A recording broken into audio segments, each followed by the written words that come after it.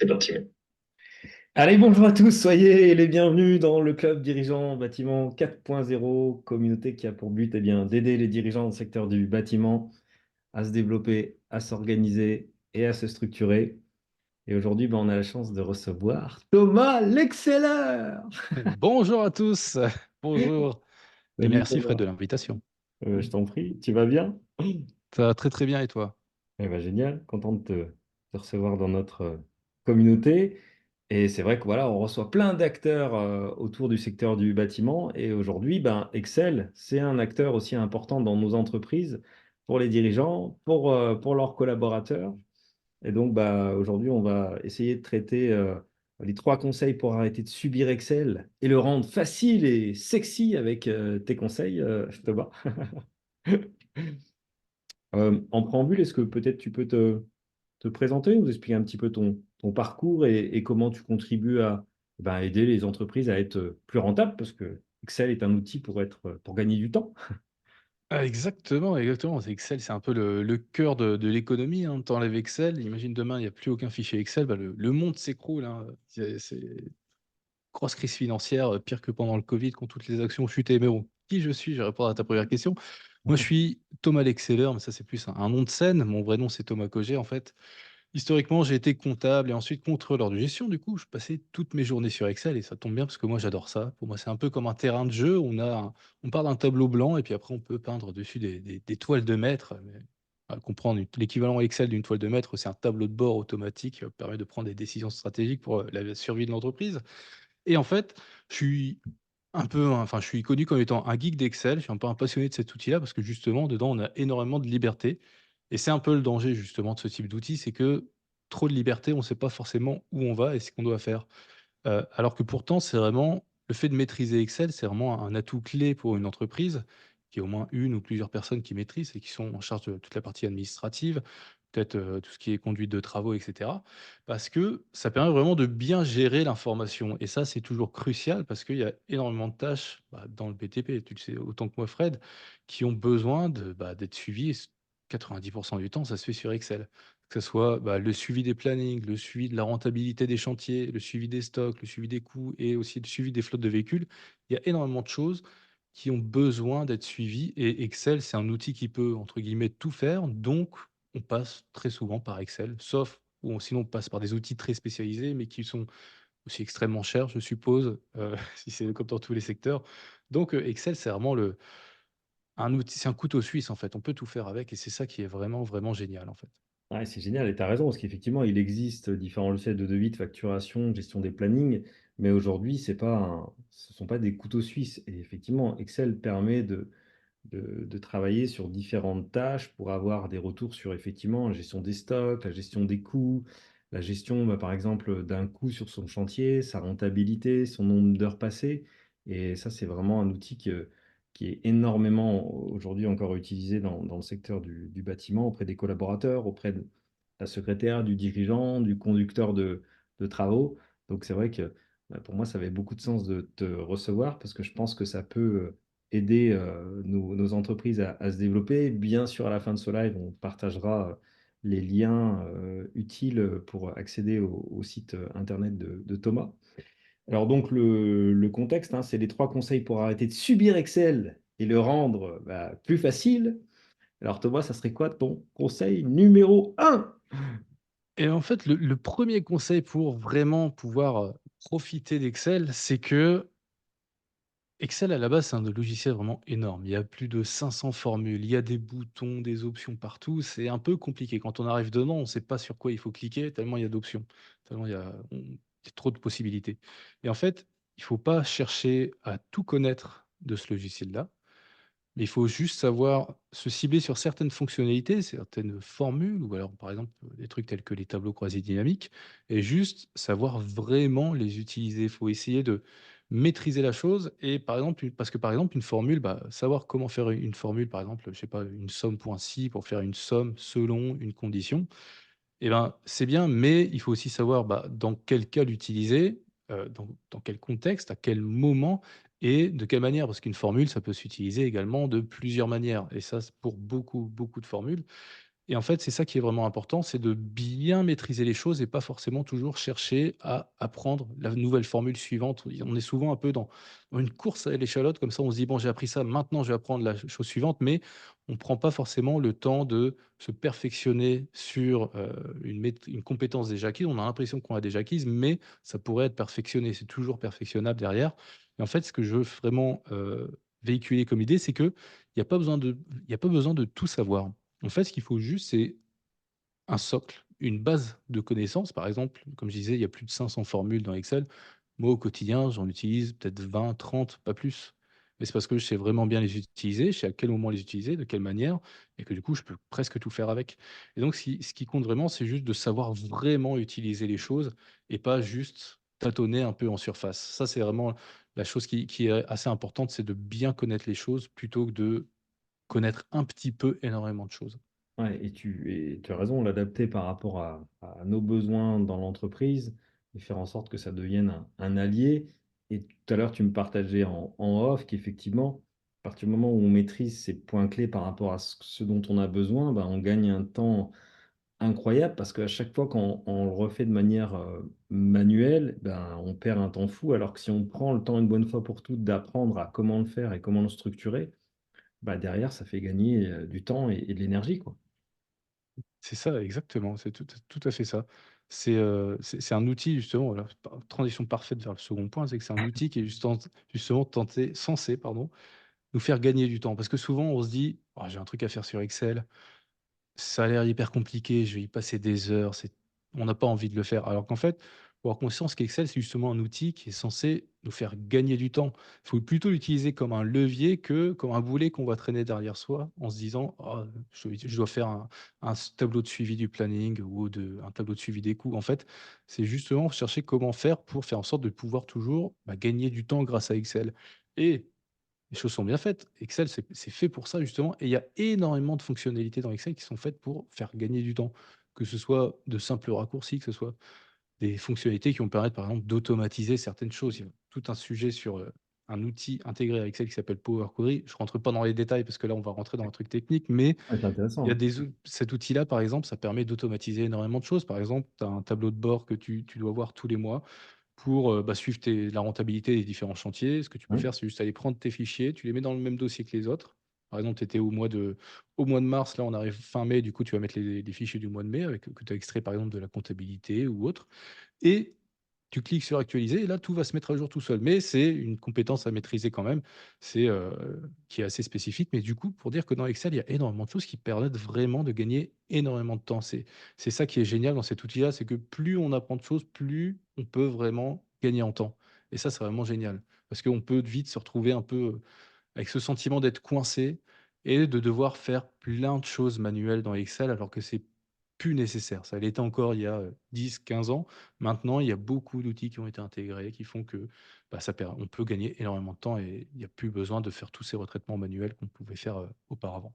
ouais, exactement, mais c'est super inspirant ce que tu dis, c'est qu'à partir du moment où le tableau, ben, il est bien organisé, effectivement, on peut extraire les données à un autre tableau d'analyse et de manière automatique. Alors nous, on utilise, Zapier, donc je pense que c'est un parallèle, c'est ça un petit peu, ce dont tu parles?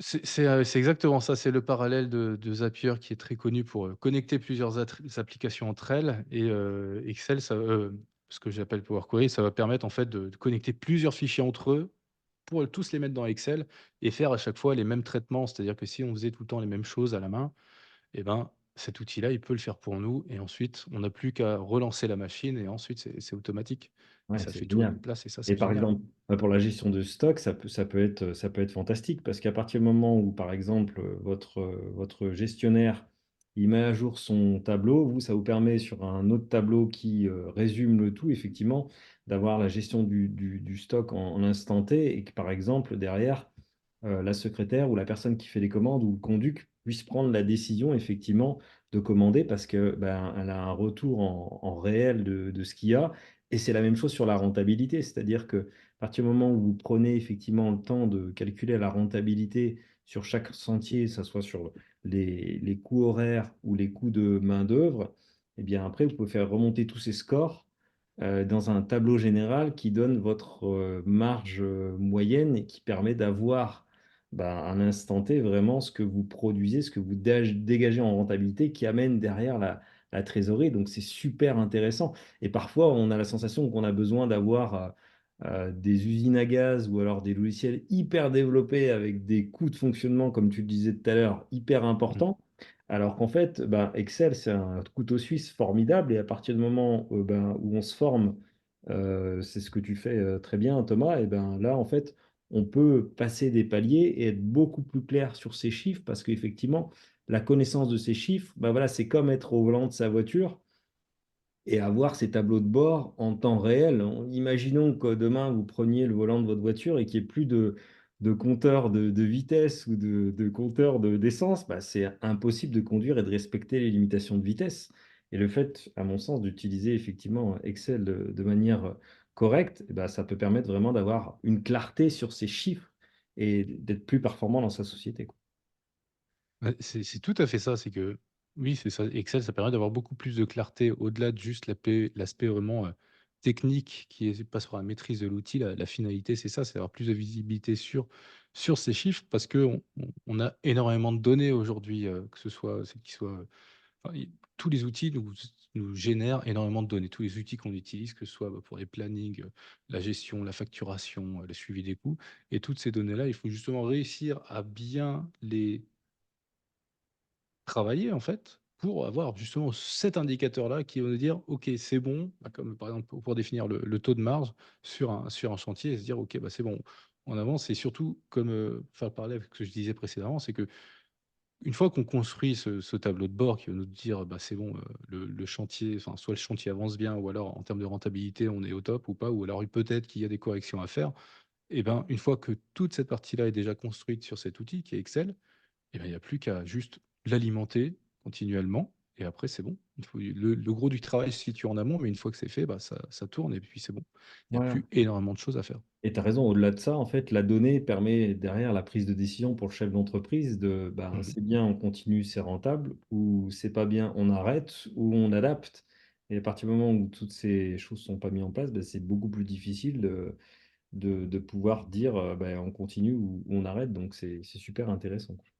Mmh. Ouais, c'est ça, ça permet d'arrêter de naviguer à vue, en fait, principalement en tant que chef d'entreprise. Exactement, ouais, c'est top. Et alors ton troisième conseil?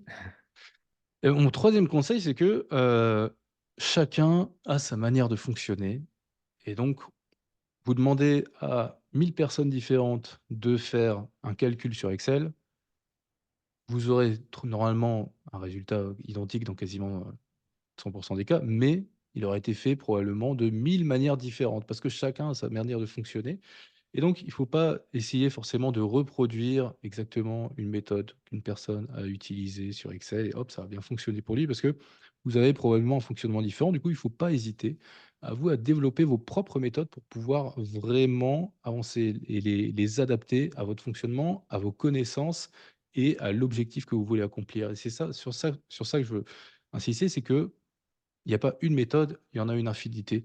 Parce que déjà, il y a une infinité de combinaisons, de fonctions, de formules, et cetera dans Excel et que c'est à vous de trouver votre manière de faire et donc il faudra à chaque fois, c'est ce que je conseille toujours à mes élèves, c'est de décomposer au maximum en le plus petites étapes possibles toutes les tâches que vous devez faire pour atteindre votre résultat souhaité et une fois que vous avez fait ça et ben, pour chacune de ces différentes étapes, bah, là, vous faites comme une procédure. C'est-à-dire que si vous devez calculer par exemple, juste récupérer le montant des achats liés à un chantier, de toutes les Mmh. matières premières et ben, vous faites en sorte d'avoir un truc assez standardisé qui fait que ça pourrait être reproductible à chaque fois et peut-être que de temps en temps, vous devriez retourner un peu sur cette procédure que vous avez créée pour retrouver comment le faire. Mais une fois que c'est fait, que vous l'avez bien en tête et ben là, c'est parti, ça roule et vous avez développé vous-même un automatisme qui fait que, et ben, vous avez pris cette bonne habitude qui fonctionne bien pour vous, mais pas forcément pour quelqu'un d'autre et ça après à partir de ça, vous allez gagner un temps vraiment énorme. Parce que dans Excel, justement, gagner juste, par exemple, 1 minute ou 10 minutes de travail par jour, imaginez vous gagnez 10 minutes de travail par jour parce que vous êtes juste un tout petit peu plus efficace et ben, vous faites ça fois 5, vous êtes déjà à, ça fait combien? Bah, ça fait 50 minutes, vous faites ça fois 52, vous êtes à plus de 40 heures plus de 40 heures par an. Du coup, ça fait juste déjà, en maîtrisant un petit peu cet outil-là, vous pouvez gagner une semaine de temps de travail, ce qui est quand même non négligeable quand on est toujours en train de courir après son temps derrière. Ouais, exactement. Et le temps, c'est l'argent, donc Exactement. c'est un élément super important. Et tu as raison, c'est vrai que par exemple, je le vois notamment au niveau des raccourcis, on a tous notre façon de faire, on fait un petit peu tous notre soupe. Et comme tu dis, bah, en fait, des façons de faire, il y en a plein, il faut juste trouver la bonne, celle qui nous correspond, et puis qu'on se sente bien avec ça, quoi. C'est exactement ça. C'est tout à fait ça. Trouver sa manière de fonctionner et ensuite, l'adapter à l'outil, plutôt que l'inverse. Yes, et ben super, bah, merci Thomas pour tous ces conseils. Alors par rapport aux formations que tu proposes, est-ce que tu peux nous en dire un petit peu plus? C'est réservé à qui? Aux dirigeants, aux collaborateurs, aux salariés? Qui toi tu formes la plupart du temps et comment ça se passe, quoi? Oui, très bien, merci. Bah, nous, on forme beaucoup de salariés. On a une école en ligne où on accueille un peu plus de 1000 et 1500 élèves par an. Et on va former bah, principalement des salariés qui sont sur des postes soit administratifs ou en gros, c'est les postes qui ont besoin d'être la majeure partie du temps sur Excel. Et pour des personnes qui ont un peu atteint un certain plafond, c'est-à-dire qu'ils se disent: «Il y a plein de choses qu'il est possible de faire avec cet outil-là, mais je ne sais pas exactement qu'est-ce que je dois développer comme compétence pour pouvoir vraiment, devenir beaucoup plus efficace ou pouvoir accomplir plus de choses grâce, à cet outil-là?» Et nous, on les accompagne justement là-dessus sur, bah, comment faire pour gagner en productivité, gagner en efficacité et pouvoir accomplir ce dont ils ne se pensaient même pas capables auparavant.